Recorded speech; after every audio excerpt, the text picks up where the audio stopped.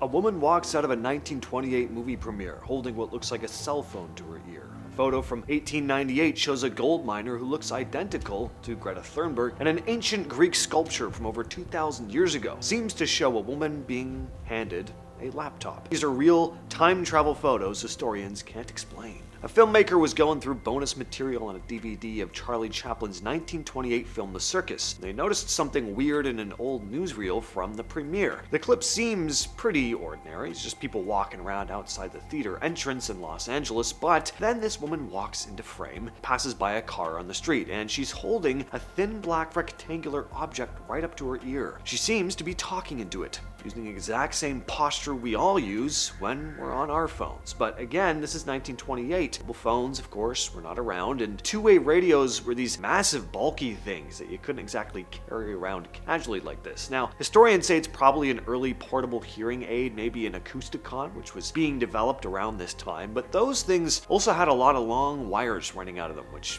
doesn't really look to be the case here, so I don't know. In 2019, someone dug up this photo from the University of Washington archives. Something about the image caught their eye. Can you tell what it is? One of these kids is a dead ringer for Greta Thunberg, but this photo is from 1898. It's three kids working at a gold mine in the Yukon Territory of Canada. It'd be pretty standard historical photo if it weren't for the Greta girl. The resemblance is so strong that people immediately started talking about time travel. Jokingly, maybe, but not for some, I imagine. I mean, is Greta Thunberg some kind of ancient soul or an agent sent from the distant future, jumping through history to influence humanity? Maybe she was sent back to warn people about the environmental destruction of the gold rush and got pulled back to our time to deal with the modern climate crisis. There's this marble funerary relief at the J. Paul Getty Museum in California, carved around 100 BCE. It's called Grave Niskos of an enthroned woman with an attendant. The sculpture shows a woman sitting on a throne with a young female attendant standing in front of her. The servant is holding out this thin rectangular thing that really does look like a laptop. The proportions, the clear separation between what looks like a base and a lid, it's pretty uncanny. It also looks a lot like a pizza box. Either way, not at the time. Now, the main explanation here is that this is a wax writing tablet which ancient Greeks used for taking notes and writing messages. And yeah, that's probably it. But I get the conspiracy surrounding this. I mean, the way the attendant is presenting it, it really looks like she's showing a report on a screen. Or that she's about to grab a slice of pizza. Take a gander at this photo when Brazil won the 1962 FIFA World Cup in Chile. 1962 communication technology was still pretty limited. Landlines, letters, telegraphs, that's what people had. But in this photograph, capturing the moment right after Brazil's victory, players celebrating with the trophy, crowds going nuts with excitement. Well, down in the foreground, there's someone holding a small-ish rectangular object. It looks a bit like a mobile phone or maybe a small digital camera. Stuff like that is pure science fiction at the time. Small film cameras existed, sure, but it didn't look like this. They were big and boxy. This almost looks like someone taking a vertical photo for social media, decades before social media was a thing. Maybe it's a small radio or some kind of medical device, maybe, but am I going with time travel? Yes, I am. This painting is called The Expected One, painted in 1860 by Austrian artist Ferdinand Georg Waldmüller. It's a romantic scene. There's a young man wading off in the dirt path with a pink flower, presumably waiting for this young woman who's approaching him. She's dressed in typical clothing of the time. Everything looks period appropriate, but she's walking with her head down, eyes are fixed downward, totally focused on this small, dark, rectangular object she's holding up with both hands. I mean, you get where I'm going. It looks like she's texting. Her posture, the way she's carrying herself, it's the first thing you notice. It looks identical to someone scrolling through their phone on the street today. She's completely absorbed in whatever this object is, ignoring the nature around her, ignoring the man who's crouching there waiting for her with a flower. One explanation is that this is a small prayer book. It was common for women to carry while walking in that era, but it just looks more like a phone. She's looking down at it, like it looks like she's reading it, but the thing isn't open like a book would be. Hence why it looks more to us like a cell phone. Here's a famous one. If you didn't know any better, wouldn't you say this is an astronaut? I mean, it couldn't be though. This is at the new Cathedral of Salamanca in Spain, which was built between the 16th and 18th centuries. Renaissance and Gothic architecture. The carving is on a door called the Porta de Ramos, where you have all the usual stuff you'd expect to see in a place like this. Gargoyles, historical figures, but then there's this spaceman looking dude. It's so uncanny that some view this as an undeniable proof. Time travel or some ancient knowledge of spaceflight passed down by who knows who or what. And how else could a 17th century sculptor know to depict a man in a modern spacesuit? Is there a logical explanation for this? Is this some knight who just happens to look like an astronaut? Well, no, it really is meant to be a man floating in space. See, I'm kind of cheating with this one. See, the carvings on that specific door got heavily damaged over time and needed to be restored. During the major restoration in 1992, the chief restorer, Miguel Romero, followed an old tradition that allows stonemasons to leave their personal signature on the work that they do. So he had the astronaut figure carved into the stone. So it's not actually from the 1600s, but it's still really cool that it's there amongst all the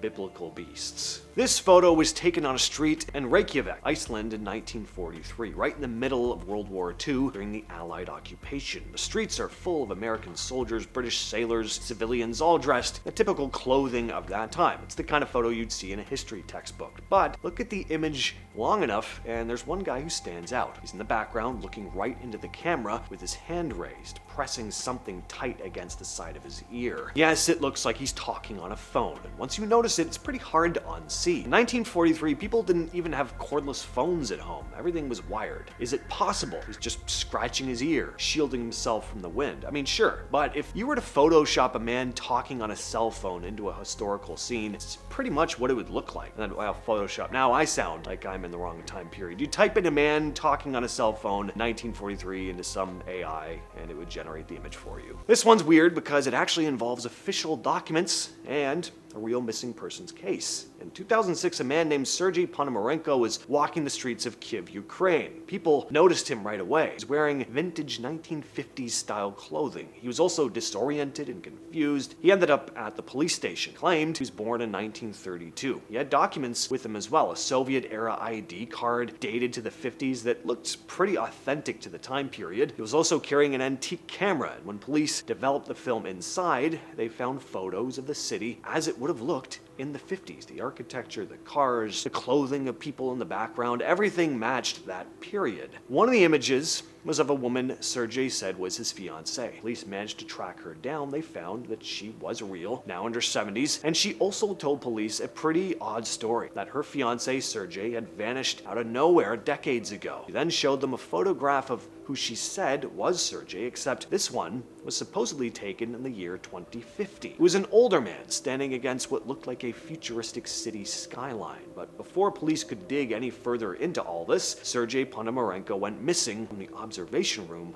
where he was being held. A man named John Titor showed up online in 2000, posting on random forums and message boards. He said he was a soldier from the year 2036 on a mission to go back to 1975 and grab an old IBM 5100 computer. He claimed that machine was needed to fix future computer problems that modern systems just couldn't handle. He also posted these grainy photographs of what he said was his time machine. Big, clunky setup, supposedly fit into the back of a 1960s Chevy Corvette. The pictures showed a mess of wires, panels, one main piece he called the temporal displacement unit. He also wrote these long, detailed explanations about how all of this stuff worked, throwing around physics talk and stuff about, of course, time travel. Made a bunch of predictions about the future too. Most of those predictions, like a American Civil War, that never happened. But to this day, the amount of detail in his posts and those weird photos, it makes this a pretty intriguing case. And nobody knows who John Titor really was. Photos are the only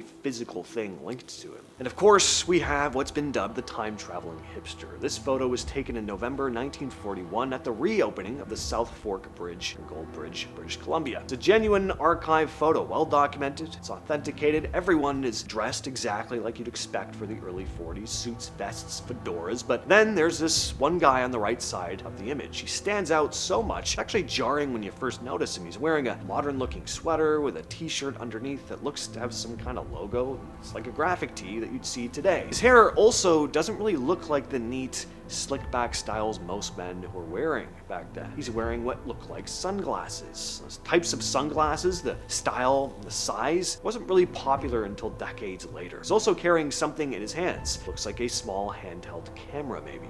Looks completely out of place. Now, technically, all the individual parts of his outfit, the sweater style, that type of sunglasses, even compact cameras did exist in the 40s, but they weren't common, and seeing all of this stuff combined on one single person, it really does create what we now call the hipster aesthetic.